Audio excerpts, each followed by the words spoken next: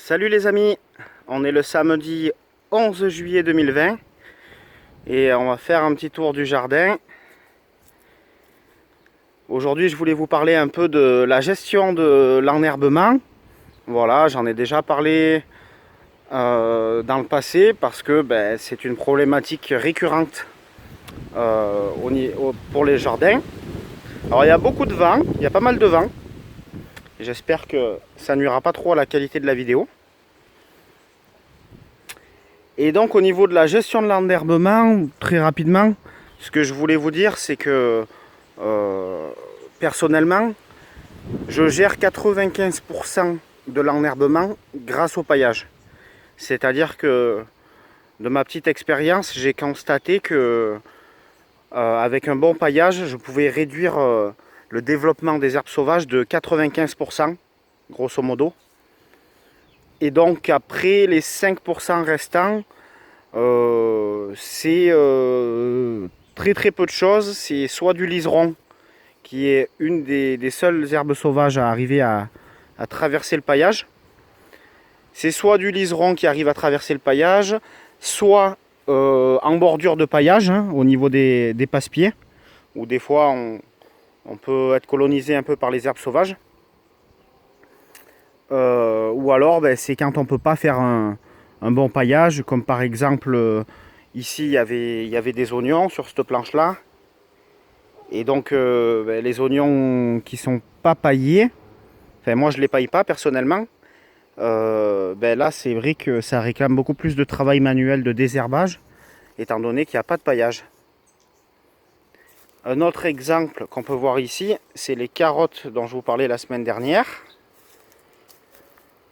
Ici c'est pas paillé, et bien regardez-moi ça. Tout ce que vous voyez là principalement, hein, c'est des herbes sauvages. Il y a très peu de carottes parce qu'elles ne sont pas encore sorties. Donc si on regarde bien, ça c'est une carotte. Ça aussi. Ça c'est une jeune plantule de carotte. Mais tout ce qu'il y a autour, c'est des herbes sauvages.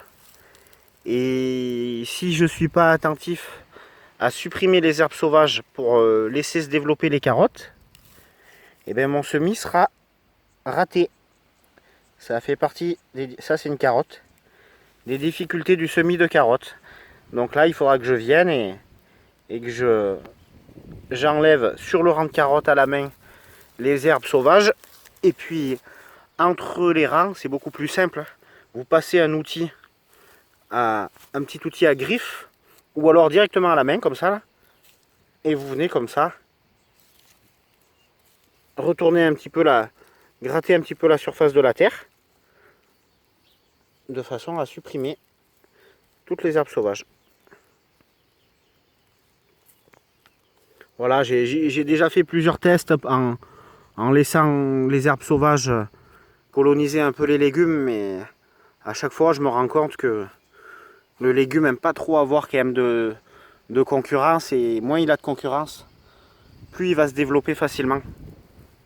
Et donc nous ce qu'on cherche, c'est qu'il se développe au mieux de façon à nous nourrir.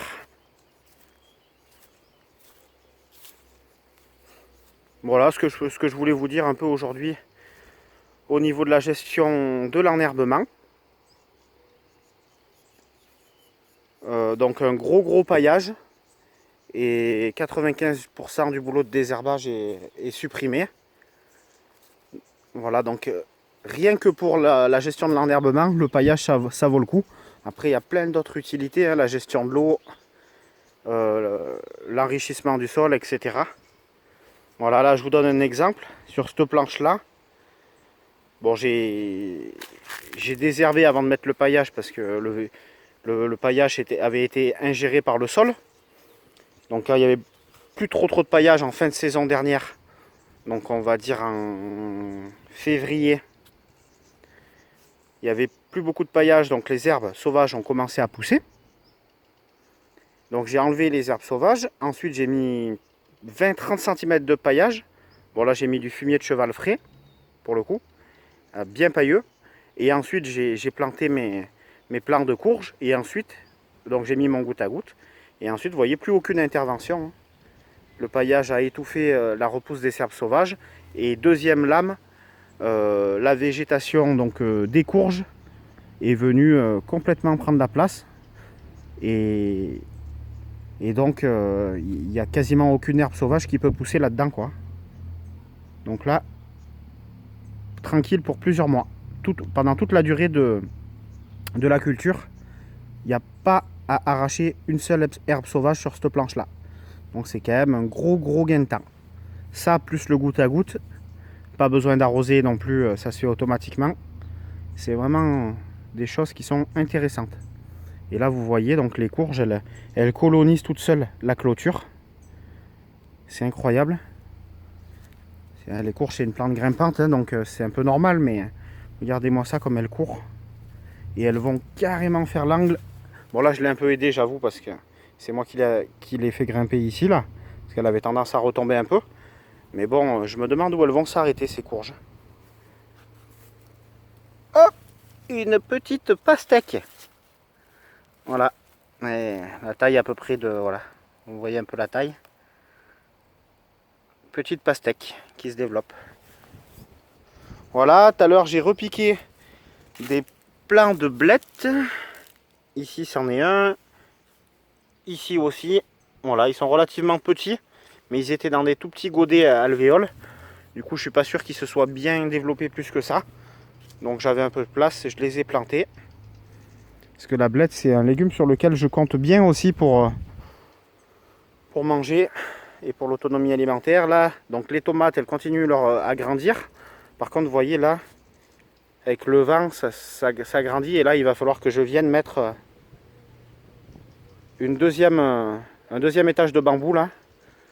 De façon à bien attacher le haut des tomates. Sinon avec le vent ça finira par casser. Là on voit les tournesols qui sont bien ployés. Mais bon c'est... Voilà, c'est la première fois que j'en fais.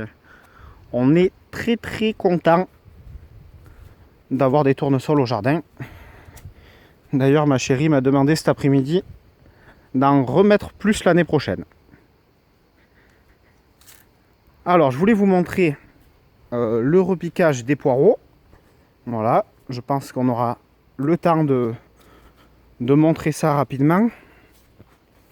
Donc, comme je vous avais dit la semaine dernière, j'ai repiqué des plants de poireaux que j'avais achetés en jardinerie, prêts à repiquer, enfin, pas prêts à repiquer parce qu'il fallait quand même les coiffer, mais... Et là, c'est un semis de poireaux que j'ai fait moi-même, donc sur à peu près 1 mètre carré. Voilà, j'ai semé les graines au mois de mars, je pense. Et là, quelques mois plus tard, ça donne ceci. Donc, vous arrivez, vous les déterrez comme ça, là, avec un petit outil. Hop, voilà ce que vous obtenez. Et là, je vais vous montrer comment je fais pour les poireaux, pour se régaler cet hiver. Hop, donc je les prends comme ça, avec un couteau. Donc, bon, c'est beaucoup plus facile à deux mains, mais bon, c'est pas grave. Avec un couteau, je viens comme ça couper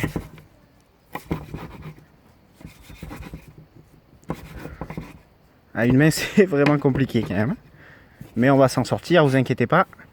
Donc je viens couper la partie, une partie supérieure de la végétation.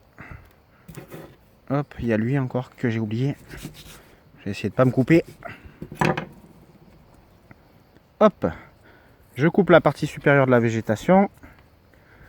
Je coupe une partie des racines, histoire de favoriser la reprise et le développement racinaire.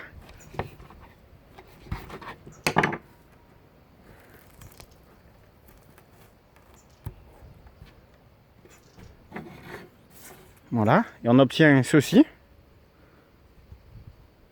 Voilà, bon, c'est mieux coupé quand même quand j'ai mes deux mains, mais bon, c'est pas grave. Ensuite, pour les repiquer, j'utilise cet outil, qui est un morceau de ferraille en réalité. Et on va aller repiquer ça sur la planche où j'ai déjà repiqué les poireaux de jardinerie. Et là, je vais attaquer de repiquer les poireaux que j'ai semés moi-même. Donc là, je viens comme ça à l'endroit où j'ai décidé de planter le poireau. Je viens comme ça faire un trou. Je fais un trou. Alors l'astuce, pour pas que la galerie de votre trou s'effondre, c'est de bien arroser avant. Vous voyez le trou là? Je peux en faire, je sais pas combien j'ai de poireaux, je peux en faire plusieurs. Le nombre de poireaux que je veux planter. Ah, voilà, hop.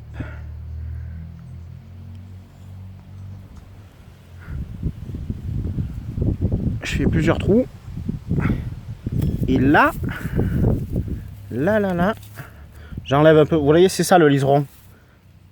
Pour ceux qui ne connaissent pas, voilà, c'est ça le liseron dont je vous parlais. Ça arrache bien à la main. Et ensuite, tout simplement, je vais venir mettre le petit poireau dans le trou, le plus profondément possible, mais en laissant quand même une partie de végétation.